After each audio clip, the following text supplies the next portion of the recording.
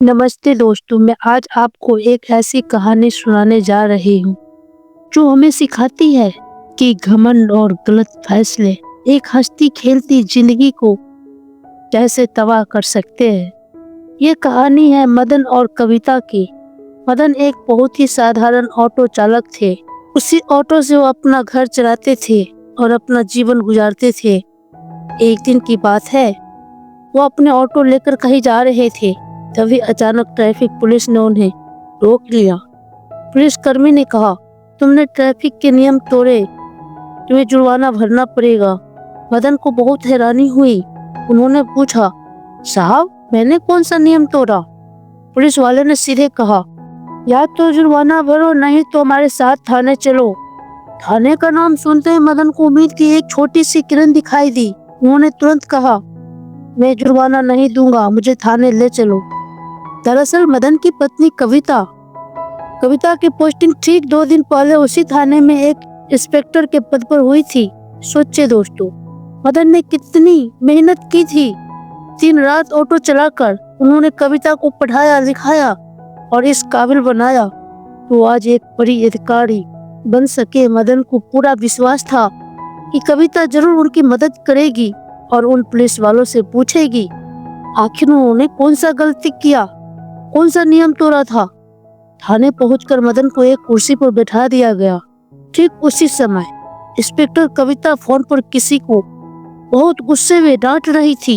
वो कह रही थी, मेरे नाम का गलत फायदा उठाने की कोशिश मत करना। मैंने ये पद अपनी मेहनत से पाया है, आगे से मुझसे ऐसी उम्मीद मत कर रखना। यह कहकर वो बाहर आई और सिपाही से पूछा, इसे क्यों पकड़ा है? सिपाही ने जवाब दिया, मैडम इसने ट्रैफिक का नियम तोड़ा और अब जुर्माना भरने से भी मना कर रहा है। मदन बहुत आशा भरी नजरों से अपनी पत्नी कविता को देखने लगे, लेकिन कविता का अंदाज बहुत ही सख्त था। उन्होंने गुस्से में कहा, अगर यह जुर्माना नहीं देता तो इसका ऑटो जब्त कर लो और इसे यहाँ से भगा दो।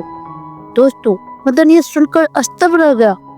जिन ऑटो को चलाकर उन्होंने कविता को इंस्पेक्टर बनाया, आज वही कविता उनकी रोजी रोटी छीन रही थी। कविता ने हवलदार से कहा, इसे बाहर निकालो और ऑटो जब्त कर लो। अगर इसे अपना ऑटो चाहिए तो कल कोर्ट से कागज बनवा कर छुड़ा लेगा। मदन की आंखों में आंसू भर आए। वो मायूस होकर भारी कदमों से अपने घर की तरफ चल पड़े। घर पहुंचकर मदन ने अपनी बुजुर्ग माँ को सारी बात बताई। उन्होंने दर्द भरे स्वर में कहा, माँ कविता कितनी बदल गई है। उसने तो मुझे पहचानने से भी मना कर दिया। मेरा ऑटो तक जब्त कर लिया गया। जिस ऑटो को चलाकर मैंने उसे ये पद दिलवाया था, उसी ऑटो को जब्त कर लिया। एक बार भी कुछ नहीं बोला। माँ दुखी होकर बोली, बेटा तुम्हें याद है शादी के कुछ ही दिनों बाद जब उसने तुमसे कहा था उसे आगे पढ़ना है और उसका खर्च हमें ही उठाना होगा, उसने हमसे जिद की थी। हमने बहुत मुश्किल के बावजूद उसे पढ़ाया, पर देखो आज वही हमें भूल गई। मदन का 6 साल का बेटा अपनी दादी के साथ ही ज्यादा समय बिताता था, क्योंकि उसकी माँ यानी कविता हमेशा काम में व्यस्त रहती थी। पहले पढ़ाई में फिर काम में। बच्चा को टाइम दे नहीं पाती थी। बच्चा अपनी माँ से दूर ही रहता था, दादी के पास। दादी के साथ खेलता, उन्हीं के साथ सोता। कविता को सरकारी क्वार्टर मिला हुआ था, इसलिए ज्यादातर वही रहती थी और घर बहुत कम आती थी। अगले दिन कविता इंतजार करती रही कि मदन कोर्ट के कागज लेकर आएगा और ऑटो छुड़ा कर जाएगा, पर मदन नहीं आया। गुस्सा होकर कविता सीधा मदन के घर पहुंच गई। वहां का दृश्य देखकर कविता को और गुस्सा आया। मदन अपनी माँ को बालों में तेल लगा रहे थे और बेटा पास में खुशी से खेल रहा था। बच्चा बहुत खुश था, पर किसी का ध्यान उसकी तरफ नहीं था। कविता ने गुस्से में कहा, तुम लोग यहाँ आराम से बैठे हो और ऑटो तक छुड़वाने नहीं आए। मदन कुछ नहीं बोले, बस चुपचाप बैठे रहे। उनकी आंखों में एक अजीब सी उदासी थी, जैसे उन्होंने अपना सब कुछ खो दिया हो। कविता अपने पति और सास पर गुस्सा करने लगी। वो बोली, तुम लोगों को बच्चे संभालने तक नहीं आते क्या? इस तरह बच्चे को देखभाल की जाती है? अगर इसे कुछ हो जाता तो कौन जिम्मेदार होता इसका? मदन ने उसकी तरफ देखा और शांत आवाज में कहा, तुम क्या कर रही हो? बच्चे को संभालना नहीं आता? इसे जन्म से लेकर अब तक माँ यानी दादी नहीं पाला पोसा है। उन्हें अच्छे से पता है कि बच्चे की देखभाल कैसे करनी है। तुम इस बारे में कुछ ना कहो तो अच्छा होगा। मदन की बात सुनकर कविता आग बबूला हो गई। वो चिल्लाई, तुम ऑटो लेने क्यों नहीं आए? मैंने सारा इंतजाम कर रखा था, फिर भी तुम समय पर वहां नहीं पहुंचे। मदन ने एक गहरी सांस ली। अगर तुम्हें इतनी चिंता थी तो उसी दिन थाने में क्यों नहीं कहा कि मेरा ऑटो जब्त ना किया जाए? तुम तो इतनी बड़ी अधिकारी हो, सच्चाई का पता लगा सकती थी, लेकिन शायद तुम्हें लगा कि मैं तुम्हारी वर्दी का फायदा उठाना चाहता हूँ, जबकि मेरी कोई गलती नहीं थी। कविता चिल्लाने लगी, तुम जैसे गवार लोग क्या जाने ड्यूटी कैसे की जाती है। तुम लोगों तो बच्चे की भी सही से देखभाल नहीं कर सकते। इतना कहकर उसने बेटे का हाथ पकड़ा और उसे कमरे में ले गई। वहाँ उसने बेटे के सारे कपड़े और सामान पैक किए और गुस्से में बोली, मुझे तुम जैसे गवार इंसान के साथ नहीं रहना। मैं कब तक तुम लोगों की बकवास सुनती रहूंगी? मदन ने शांत सुर में कहा, अगर तुम्हें यही सही लगता है तो वैसा ही करो। लेकिन तभी उसका 6 साल का बेटा रोने लगा और दादी की ओर इशारा करके बोला, मुझे मम्मी के साथ नहीं जाना, मैं पापा और दादी के साथ ही रहूंगा। बच्चे की बात सुनकर कविता नहीं रुकी। उसने बेटे का हाथ खींचा और उसे जबरदस्ती अपने साथ सरकारी क्वार्टर ले गई। जब यह बात कविता के माता पिता को पता चली तो उन्होंने उसे बहुत डांटा, लेकिन कविता को अपनी वर्दी का घमंड था। उसने कहा, मुझे किसी से कोई मतलब नहीं। उसकी इस बात से उनके माता पिता बहुत दुखी हुई और उसने बात करना बंद कर दिया। उसका भाई भी उसे समझाने की कोशिश की, पर उसे भी बुरा भला कह देती। धीरे धीरे कविता सबसे कटती गई। कविता ने बेटे के देखभाल के लिए एक नौकरानी रख ली थी। एक दिन दोपहर में वो नौकरानी बच्चे को बाजार लेकर आ गई। उसी समय मदन की माँ दादी भी वहाँ खरीदारी करने आई थी। जैसे ही बच्चे ने अपनी दादी को देखा, वो दौड़कर उसके पास गया और उससे लिपट गया। उसकी आंखों में आंसू थे। उसने रोते हुए कहा, दादी मुझे तुम्हारे साथ रहना है, मुझे मम्मी के पास नहीं जाना है। मम्मी तो एक गंदे अंकल के साथ रहती है और दोनों मुझे मारते भी है। दादी घबरा गई और बोली, बेटा तुम क्या कर रहे हो? मम्मी किस गंदे अंकल के साथ रहती है? बच्चे ने जवाब दिया, मम्मी के घर एक अंकल रोज आते हैं, कभी कभी छुट्टी वाले दिन तो पूरा दिन रहते हैं और रोज शाम को तो जरूर आते हैं। अगर मैं नहीं सोता हूँ तो मम्मी और वो अंकल मुझे मारते हैं, इसलिए अब मुझे सोने का नाटक करने लगता हूँ। नहीं सोने का नाटक करूँगा तो मारेगा, यही सोच के आंख बंद करके सोने का नाटक करने लगता हूँ। जब वो दोनों साथ होते हैं तो घंटे बातें करते हैं और जोर जोर से हंसते हैं। मुझे ये सब देखकर बहुत बुरा लगता है। मुझे कोई प्यार नहीं करता। मुझे अब मम्मी के पास नहीं रहना। इतने में नौकरानी बच्चे को ढूंढते हुए वहाँ आ गई। उसने देखा एक बूढ़ी अम्मा के से बच्चा लिपटा हुआ है। जल्दी से बच्चे का हाथ पकड़कर खींचने लगी, लेकिन बच्चा रोते हुए बोले, मुझे मम्मी के पास नहीं जाना, मुझे पापा और दादी के साथ रहना है। दादी का मन था कि बच्चे अपने पोते को अपने साथ ले आए, पर वो मजबूर थी। नौकरानी ने साफ साफ कह दिया, मेरी मालकिन ने सख्त हिदायत दी है, यह बच्चा उनके पास नहीं जाना चाहिए। दादी ने बच्चे को समझाया, बेटा अभी तुम्हारे मम्मी के पास ही रहना पड़ेगा, लेकिन हम जल्द ही आएंगे और तुम्हें अपने साथ ले जाएंगे। इतना कहकर उन्होंने बच्चे को समझा बुझा कर नौकरानी के साथ भेज दिया और खुद भारी मन से घर लौट आई। दादी के दिमाग में बार बार वही बातें घूम रही थी जो उनके पोते ने उन्हें बताई थी। उनका मन बेचैन था। उनके बेटे की पत्नी इस तरह का गलत काम कर रही है। वह बात बेटे को बताना नहीं चाहती थी, लेकिन आखिरकार उन्होंने मजबूरी में सब कुछ बताना पड़ा। दादी ने मदन को सब कुछ बता दिया और कहा, आज बाजार में पोते से मुलाकात हुई थी। उसने बताया कि घर में कोई अजनबी अंकल आता है जो उसे डांटता और मारता भी है। मदन ये सुनकर चौंक गया। उन्होंने तय किया कि खुद जाकर देखेंगे कि आखिर सच्चाई क्या है। एक छुट्टी वाले दिन मदन बिना बताए अपनी माँ के साथ कविता के सरकारी क्वार्टर पहुंच गया। उन्होंने दरवाजे की घंटी बजाई। अंदर से कविता नींद में ही दरवाजा खोलती है और उन्हें देखकर घबरा जाती है। कविता ने गुस्से में पूछा, तुम लोग यहाँ क्या कर रहे हो? मदन की माँ बोली, हम अपने बेटे और पोते से मिलने आए हैं, इसमें गलत क्या है? कविता उनकी बात सुनकर चुप हो गई। मदन बिना कुछ कहे घर के अंदर चले गए। वहां का नजारा देखकर उनका खून खौल उठा। कमरे में बिस्तर पर एक नौजवान आदमी लेटा हुआ था और उनका बेटा पास में सोया पड़ा था। यह देखकर मदन को बहुत गुस्सा आया। उन्होंने गुस्से में कविता को एक जोरदार थप्पड़ मार दिया। कविता के गाल पर थप्पड़ पड़ते ही हुआ आदमी तुरंत उठकर बैठ गया और गुस्से में बोला, कौन है ये बदतमीज जो तुम्हें मार रहा है? कविता ने उस आदमी की ओर देखकर कहा, यही तो है मेरा निकम्मा गंवार पति। मदन ये सुनकर और ज्यादा आग बबूला हो गया। गुस्से के मारे उनका शरीर कांपने लगा, लेकिन उसकी मां ने उन्हें शांत किया और कहा, बेटा धैर्य रखो। मदन ने अपने बेटे को गोद में उठाया और बोले, तो इसीलिए तुम यहाँ रह रही थी? दरअसल वो नौजवान आदमी कोई और नहीं बल्कि कविता का सीनियर अधिकारी था, जिसके साथ उसका ट्रेनिंग के समय से ही अवैध संबंध था। अब जब सब कुछ खुल ही गया था तो कविता ने साफ साफ कह दिया, अच्छा हुआ जो तुम लोगों ने खुद आकर देख लिया और मुझे तुम जैसे गंवार इंसान से कोई रिश्ता नहीं रखना। आज के बाद मेरी शक्ल मत देखना। मदन अपने बेटे को लेकर जाने लगे। उनकी मां ने चुपचाप वहां से निकलने लगी। तभी कविता ने मदन को रोककर कहा, जाते जाते यह अभी कर दो, मैंने पहले तलाक के पेपर तैयार कर रखे हैं, इन पर साइन कर दो। मदन ने बिना कुछ कहे तलाक के कागजों पर साइन कर दिया और बेटे को लेकर वहां से चले गए। अब मदन अपने घर के कमरे में बैठे थे। उनकी माँ भी पास में बैठी थी और सोच रही थी कि बेटे की जिंदगी को दोबारा पटरी पर कैसे लाया जाए। तभी मदन की माँ ने एक पुराना संदूक खोला और उसमें कुछ ढूंढने लगी। अचानक उन्हें एक कागज मिला। ये एक जमीन के कागजात थे। माँ ने मदन को ये कागज दिखाते हुए कहा, बेटा देखो ये क्या है।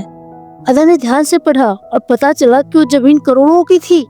इसके बाद मदन ने वो जमीन बेच दी और उनके पास करोड़ों रुपए आ गए। उनके पास अब पैसे आ गए थे। उन्होंने एक सुंदर सा घर बनाया। मदन पढ़ाई में बहुत अच्छे थे, लेकिन अपनी पत्नी की पढ़ाई के लिए उन्होंने खुद की पढ़ाई छोड़ दी थी। अब उन्होंने फैसला किया कि वो अपनी पढ़ाई पूरी करेंगे और एक अच्छा मुकाम हासिल करेंगे।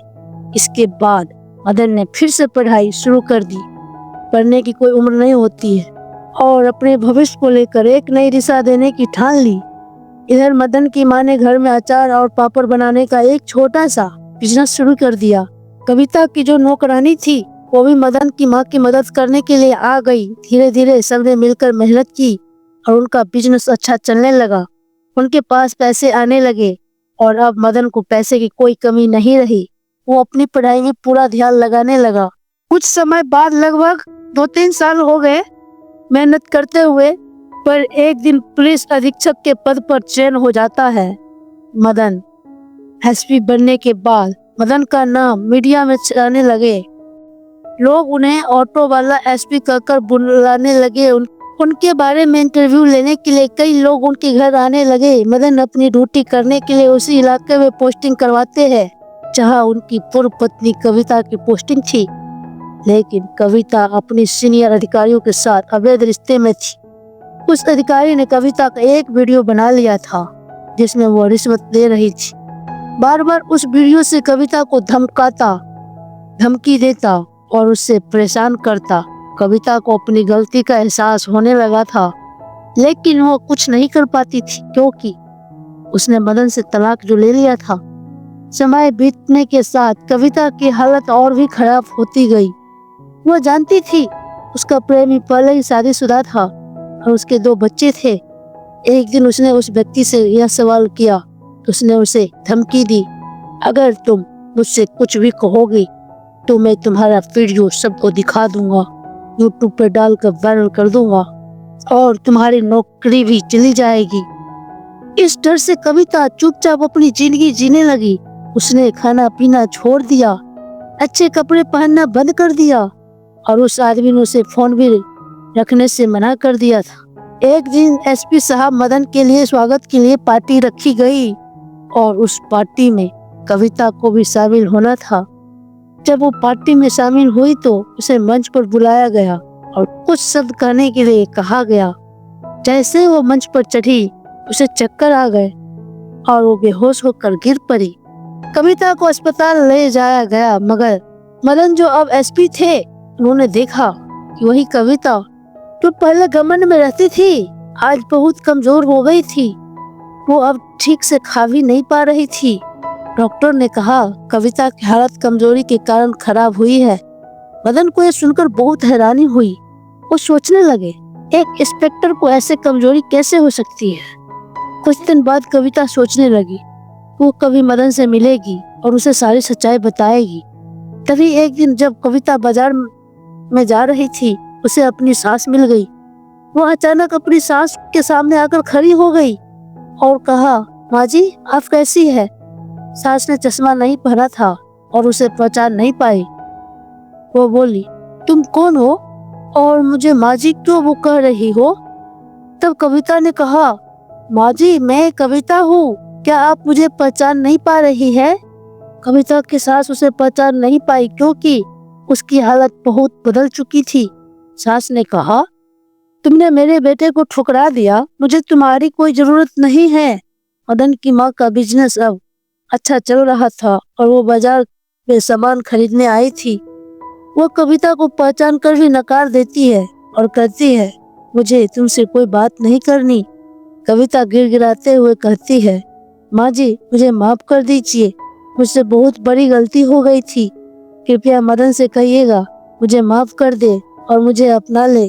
इसके बाद कविता की सास कहती है, बेटी जो तुमने किया है उसका फल तुम्हें भुगतना पड़ेगा। यह कहकर उसे दूर करके अपने काम में लग जाती है, अपने रास्ते चली जाती है। कुछ दिनों बाद कविता बहुत दुखी हो जाती है। वो एक दिन उस आदमी के पास जाती है जिससे वो फंसी हुई थी और कहती है, चाहे तुम इस वीडियो को वायरल कर दो या यूट्यूब पर डालो, कहीं भी डालो, मेरी जान ले लो, मैं अब तुम्हारे पास नहीं रह सकती। यह कहकर वो वहाँ से भागकर मदन के घर आ जाती है और दरवाजा खटखटाती है। जब मदन दरवाजा खोलते हैं तो वो देखते हैं कि कविता बहुत बुरी हालत में खड़ी है। मदन पूछते हैं, कौन हो, क्या चाहिए। कविता कहती है, मदन मैं तुम्हारी पत्नी हूँ और ये तुम्हारा बच्चा जो मेरे पास है। मदन कहते हैं, मैंने पहले ही तुम्हें तलाक दे दिया है और हाँ यह बच्चा अब मेरे पास रहेगा और अब मुझे तुमसे कोई मतलब नहीं है। अगर तुम आज के बाद यहाँ आई तो मैं तुमसे बुरा बर्ताव करूँगा। मदन ये कहकर दरवाजा बंद कर देते हैं। कविता की आंखें आंसू से भर जाते हैं और वो जोर जोर से रोने लगती है। मदन की माँ ये सब सुन रही थी लेकिन वो कुछ नहीं कहती है क्योंकि उन्होंने ये सब पहले ही से पता था। कविता ने मदन के साथ बहुत गलत किया था। कविता बाहर जाने लगी तभी उसे पता चलता है कि उस आदमी ने जो वीडियो बनाया था वो वाकई में वायरल हो गया है। इस वजह से उसकी नौकरी भी चली गई है। अब वो बहुत परेशान हो जाती है और अपने भाई को फोन करती है लेकिन उसका भाई भी उसे नफरत करता है क्योंकि कविता के कारण उसके माता पिता का निधन हो चुका था और उसका भाई ये फैसला कर चुका था अब वो अपनी बहन से कोई रिश्ता नहीं रखेगा। अब उसका भाई भी उसकी मदद नहीं करता है। वो आदमी जिसके साथ कविता का अफेयर था वो कविता के साथ जब तक जी चाहे खेलता रहा और फिर वीडियो को वायरल भी कर दिया था। अब कविता की नौकरी भी चली गई थी और वो पागलों की तरह इधर उधर घूमने लगी। कुछ दिनों बाद उसकी इतनी तबीयत खराब हो जाती है, एक दिन उसकी मौत हो जाती है। दोस्तों ये कहानी हमें यह सिखाती है गलत रिश्ते और घमंड भरे गलत फैसले इंसान की जिंदगी को बर्बाद कर सकते हैं। अगर कविता ने अपने रिश्ते और कर्तव्यों का सम्मान किया होता तो उसका जीवन कितना अलग होता। आपका इस कहानी के बारे में क्या ख्याल है मुझे कमेंट बॉक्स में जरूर बताइए और दूसरों के साथ भी साझा करें। इन कहानियों का उद्देश्य बस आप सबको एक सीख देना है ताकि हम अपने जीवन में सही फैसले ले सके और अपने कर्तव्यों को अच्छे तरीके से निभा सके। हम आगे भी इस तरह की प्रेरणादायक कहानियां आप लोगों के लिए लाते रहेंगे और हो सके तो चैनल को सब्सक्राइब जरूर कीजिएगा। धन्यवाद। फिर मिलेंगे कोई नेक्स्ट वीडियो में, तब तक नमस्ते, जय हिंद।